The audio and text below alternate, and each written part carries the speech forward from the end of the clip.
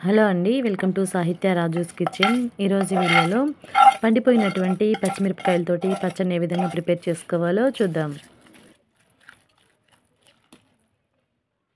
ఇలా మనం పచ్చిమిరపకాయలని తెచ్చుకున్నప్పుడు ఒక్కోసారి చూడండి పచ్చిమిరపకాయల్లో పండిపోయినటువంటి మిరపకాయలు కూడా ఉంటాయి. 1, 2 అయితే పర్వాలేదండి. ఇలా ఎక్కువ మొత్తంలో పండు మిరపకాయలు, పచ్చిమిరపకాయలు వచ్చినప్పుడు ఒకసారి ఇలా పచ్చడిని రెడీ చేసుకోండి.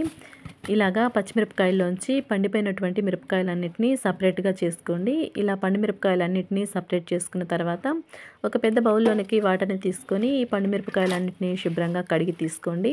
ఇలా కడిగి తీసుకున్నటువంటి పండు మిరపకాయలని ఒక శుభ్రమైన పొడి క్లాత్‌లోనికి వేసుకొని ఈ పండు మిరపకాయలని శుభ్రంగా తడంతా తుడిచేసుకొని ఒక గంట పాటు ఫ్యాన్ గాలి కింద ఆరబెట్టి తీసుకోండి.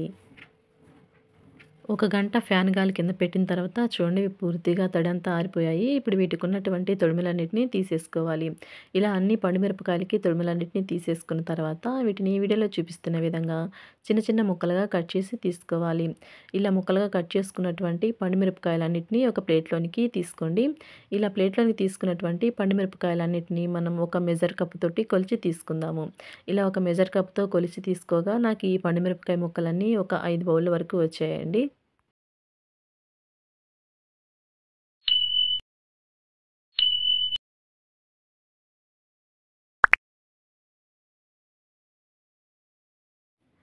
ఇలా 5 కప్పుల వరకు పండుమిరపకాయలని కొలిచి తీసుకున్న తర్వాత అదే కప్పుతోటి 1 కప్పు వరకు చింతపండుని ఇలా ఈనె లేకుండా శుభ్రంగా చేసి వేసుకోండి.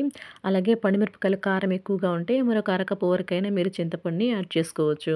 అలాగే ఇప్పుడు అదే బౌల్ తోటి ఒక హాఫ్ కప్పు వరకు కల్లుప్పుని కూడా వేసుకుంటున్నానండి. ఉప్పు సరిపోనట్లయితే మనం తర్వాత అయినా వేసుకోవచ్చు.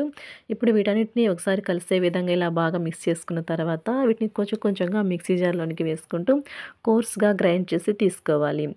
ఇలా గ్రైండ్ చేసుకున్నటువంటి పండుమిరపకాయ పచ్చడిని ఒక బౌల్‌లోనికి వేసుకోండి. ఇదే విధంగా మిగిలినటువంటి పండుమిరపకాయలన్నిటిని కూడా గ్రైండ్ చేసి తీసుకోవాలి. ఇప్పుడు ఇలా అన్ని మిరపకాయలని గ్రైండ్ చేసి తీసుకున్న తర్వాత మనం మిరపకాయలని చింతపండుని తీసుకున్న కప్పుతోనే ఇలాగ పావు కప్పు వరకు వేయించినటువంటి మెంతుల్ని, ఆవాల్ని పొడి చేసి ఇలా పావు కప్పు వరకు వేసుకోండి. ఇప్పుడు ఇవన్నీ కలిసే విధంగా ఒకసారి మిక్స్ చేసుకున్న తర్వాత మనము ఈ పచ్చడి కోసం తాలింపుని వేసుకుందాము.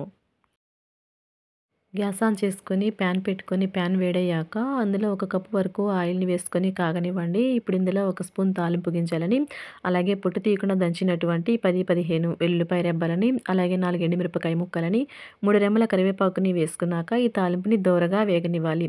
ఇప్పుడు ఇలా వేగినటువంటి తాలింపుని పూర్తిగా చల్లారిన తర్వాత మనం ముందుగా గ్రైండ్ చేసి పెట్టుకున్నటువంటి పండుమిరపకాయ పచ్చడిలోనికి వేసుకొని మిక్స్ చేసుకున్నామంటే మనకి టేస్టీగా పండినటువంటి పచ్చిమిరపకాయలతోటి పచ్చడి రెడీ.